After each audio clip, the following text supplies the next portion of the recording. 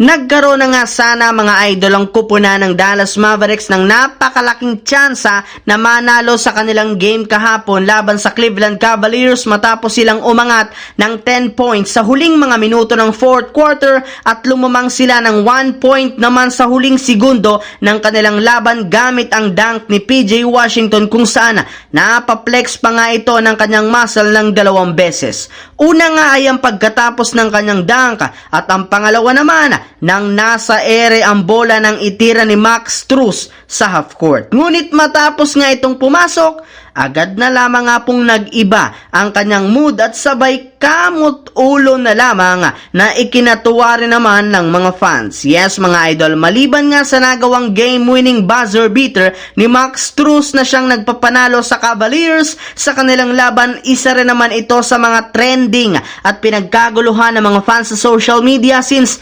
kitang-kita nga dito ang sobrang pagkadismaya ni PJ Washington at ng buong Dallas Mavericks matapos silang matalo sa isang game-winning half-court shot na malimit lamang nagagawa sa NBA. Samantala, dito naman sa ating sunod na pag-uusapan sa balitang masasayang lamang nga daw po ang karir ni DeMar DeRozan sa Chicago Bulls. Inulan nga po ng pambabatikos ang Chicago Bulls mga idol sa pagkatalo nila sa kanilang huling game laban sa itinuturing na worst team na Detroit Pistons. Kaya bagamat man nakaupo pa rin ang kanilang kupunan sa pangsyam sa Eastern Conference, wala pa rin naman ngang tiwala sa kanilang mga fans at mga analyst. May ilang mga nagsasabi dito kahit man makapasok ang Bulls sa play-in tournament, wala rin naman silang pag-asa na manalo sa playoffs. Bukod nga po sa Bulls, marami rin naman nang nagre-real talk ngayon sa kanilang superstar na si DeMar DeRozan gayong sa ipinapakitang performance nga po nito sa kanyang team. Mukhang magre-retiro nga siya sa NBA nang wala siyang nakukuhang kampyonato o titulo sa kanyang karir. Kaya upang mapigilan nga niya mangyari ang ganitong klaseng senaryo,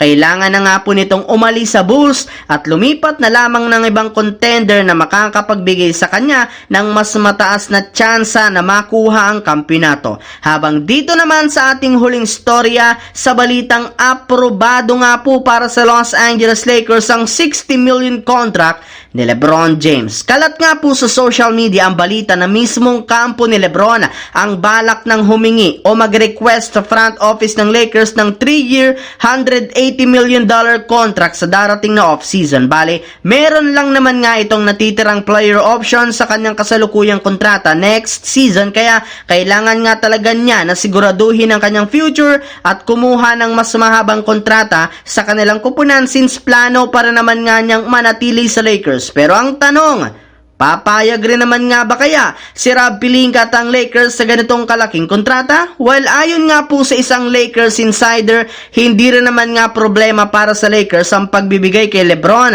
ng malaking kontrata. Payag rin naman nga nila itong ibigay sa kanya kahit anumang oras. Pero syempre, may ilang mga bagay para naman nga daw silang dapat ikonsidera, kaya nakapag-desisyon nga po ni Rob Pelinka na mukhang magdedepende muna ang Lakers sa magiging resulta ng kanilang kampanya kung gaano kalaki ang ibibigay nilang bagong kontrata kay LeBron sa darating na off-season. Kaya dahil dyan, kailangan pa rin naman nating maghintay ng ilang buwan para malaman kung ano ang magiging desisyon ng kanilang team para sa kanilang superstar. So yun lamang mga idol ang ating bagong video. Once again, this is your J-Zone TV. Don't forget to subscribe at syempre pindutin ang notification bell sa aking channel para lagi kayo maging updated sa mga videos na pinapalabas ko. Isang malaking shoutout sa lahat mga idol.